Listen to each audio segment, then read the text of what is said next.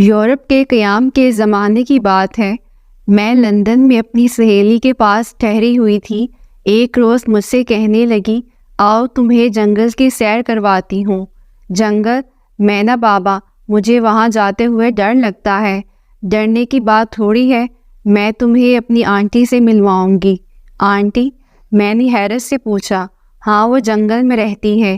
تو کیا وہ اکیلی جنگل میں رہتی ہیں؟ کچھ لوگ اور بھی ہیں، مگر وہاں بہت کم گھر ہیں۔ اچھا۔ میں بے دلی سے اس کے ساتھ اپنی سہیلی کی آنٹی گریس سے ملنے کے لیے چلی گئی تھی۔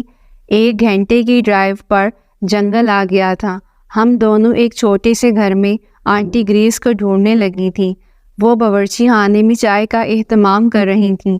شاید انہیں ہماری آمد کی اطلاع مل چکی تھی۔ وہ خوشی خوشی باورچی خانے سے نکل کر ہم دونوں سے ملی۔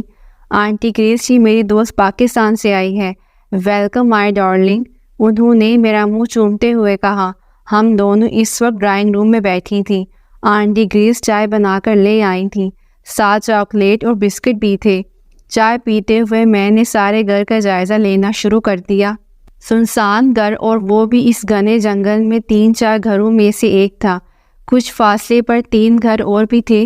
اکثر شکاری وہاں آ کر ٹھہرتے تھے۔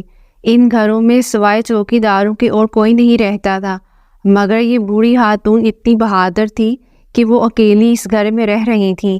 سارے گھر میں سناٹا چھایا ہوا تھا۔ مجھ سے رہا نہ گیا اور میں نے پوچھ ہی لیا، آنٹی آپ اکیلی اس گھر میں رہتی ہیں، بچے نہیں ہیں کیا؟ بچے 2 ہیں۔ اچھا، تو کدھر ہیں؟ ان کی شادیاں ہو چکی ہیں، اپنے اپنے گھروں میں مصروف ہیں، کبھی کبھار آ جاتے ہیں۔ میں اس وقت بہت خوفزدہ ہو رہی تھی تو ان سے پوچھ بیٹھی تھی، آنٹی آپ کو اکیلے گھر میں ڈر نہیں لگتا؟ میرا مطلب یہ ہے کہ شہر میں گھر ہوتا تو اکیلے رہنے میں کوئی قباحت نہیں تھی، مگر یوں اکیلے رہنا تو بہت ہی مشکل ہے۔ میں اکیلی تو نہیں رہتی ہوں، بہت سے لوگ میرے ساتھ رہتے ہیں۔ چائے پینے کے بعد وہ ہمیں برآمدے میں لے گئی تھیں، کمرے سے ایک سیٹی اٹھا لائی تھیں اور سیٹی کو بجانا شروع کر دیا تھا۔ ابھی چند ہی لمحے گزرے ہوں گے تو بہت سارے پرندے آ کر ان کے کندھوں پر بیٹھ گئے۔ رنگا رنگ کے خوبصورت پرندے تھے۔ وہ مسکرائیں اور بتانے لگی، یہ میرے ساتھی ہیں، میرے ساتھ کھانا کھاتے ہیں، میں ان سے باتیں کرتی ہوں۔ دیکھا ڈھیر سارے بچے ہیں، وہ ایک پرندے کے منہ کو چومتے ہوئے بتا رہی تھی۔ میں حیران سی آنٹی گریس کو دیکھ رہی تھی۔ وہ ان پرندوں کے ساتھ خوش و خرم دکھائی دے رہی تھی۔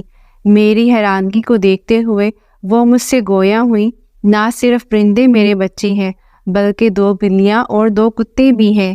میں پریشان ہو گئی، پوچھ ہی نہ سکی تھی۔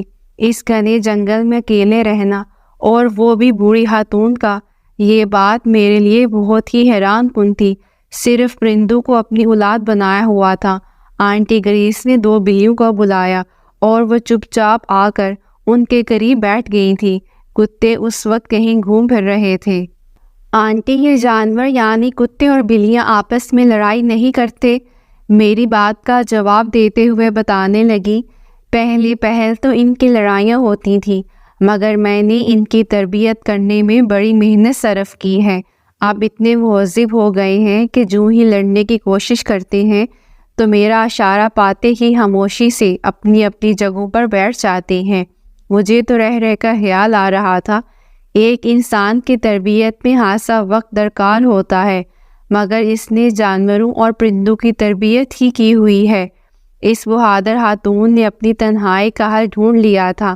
وہ پرندوں، بلیوں اور کتوں کے ساتھ بہت خوش تھی، اور ایک ہم جو انسانوں کے ساتھ خوش نہیں رہ سکتے۔ میں واپس آتے ہوئے سوچ رہی تھی کہ اس دنیا میں طرح طرح کے لوگ بستے ہیں، ایک خدا ہی ہے جو انسانوں کو جینے کا موقع دیتا ہے۔